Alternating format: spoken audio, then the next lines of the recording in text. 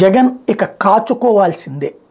అదేంటి, ఎవరైనా కొడతారా తిడతారా అంటే ఏం కాదు.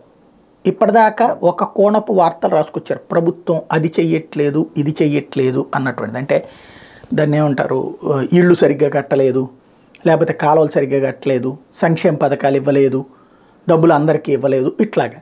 కానీ ఇవన్నీ ఆశించిన ప్రయోజనం రావట్లేదు. ఈనాడు ఆంధ్రజ్యోతి చేసుకొస్తున్నది. ఎందుకంటే అదే జరిగితే అసలు ఈ పాటికి తెలుగుదేశం ఊరుకుంటుందా, జనసేన ఊరుకుంటుందా?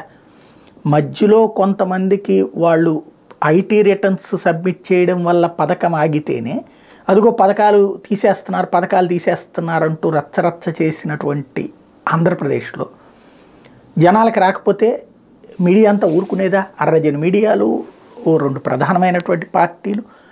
అసలు ఇక్కడ ఎక్సెప్ట్ వైసీపీ అందరూ వ్యతిరేకమే కదా. ఎవరాగేవాళ్ళు ఇన్నాళ్ళు? అది లేనిది ఇవాళ వచ్చేసేసి ఏదో వార్తలు రాసేస్తే 5 పేజీలు 6 పేజీ వార్తలు రాసేస్తే జనాలకి ఎక్కలేదు. ఎందుకంటే వాళ్ళకి తెలుసు ఇళ్ళు తమకు వచ్చినాయో లేదో, స్థలం వాళ్ళ చేతిలో పట్టా ఉందో లేదో, అట్లాగే తమ ఊళ్ళో ఏమేమి జరుగుతుందో తెలుసు. కాబట్టి అది అవ్వల. ఇక ప్రజలకి తెలియనటువంటి అంశంతో అటాక్స్ అన్నటువంటిది స్టార్ట్ చేస్తారు. అందులో భాగం ఇప్పుడు కాకినాడ పోర్టుని బలవంతంగా బెదిరించి లాక్కున్నారు యాజమాన్యం నుంచి రైట్స్. అది 1100 కోట్లు వచ్చేటట్టయితే 450 కోట్ల రూపాయలకే లాగేసుకున్నారు. ఇది ఎవరు చెప్పాలా? ఆ పోర్టోడు చెప్పాలా?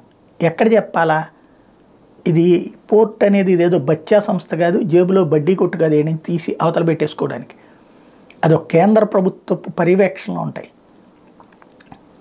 అదే సందర్భంలో పోర్టుల అమ్మకాలు కొనుగోలు జరుగుతూనే ఉంటాయి. కానీ దాన్ని ఒక కుంభకోణంగా చూపించే ప్రయత్నం. అదేంటంటే సామాన్యుడికి ఎవరికి అర్థం కాదు, మధ్యతరగతికి కూడా అర్థం కాదు. ఓహో, నిజంగా ఏదో జరుగుతుని ఉంటుందరా, ఏదో దోచేసుకుని ఉంటారా అనేటువంటి ఒక ఫీలింగ్ క్రియేట్ చేయడం అన్నటువంటిది. ఇది స్లో పాయిజనస్ కాదు, ఒక రకంగా చెప్పాలంటే ఒక బీభత్సమైనటువంటి విషాన్ని చెమ్మడం. అంటే అదొక ఒక రకమైన పావు ఉంటుందంట, అది ముఖానికి విషాన్ని చిమ్ముద్ది, మనిషి చచ్చిపోడు కానీ ఒళ్ళంతా మచ్చలు పడిపోతుంది. జీవితకాలం ఆ మచ్చలతోనే బతకాలి. దాన్ని ఏమంటారు, సర్జరీలతో కూడా వర్కౌట్ కాదు.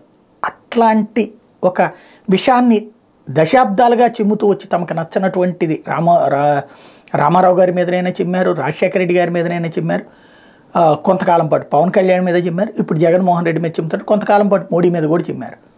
వాళ్ళు తుడుపుకోగలిగారా? లేదు. ఇప్పుడు అదే పని జగన్ మీద పీక్ స్టేజ్కి వచ్చింది. మరి తట్టుకుంటాడా లేదా చూడాల్సి ఉంది.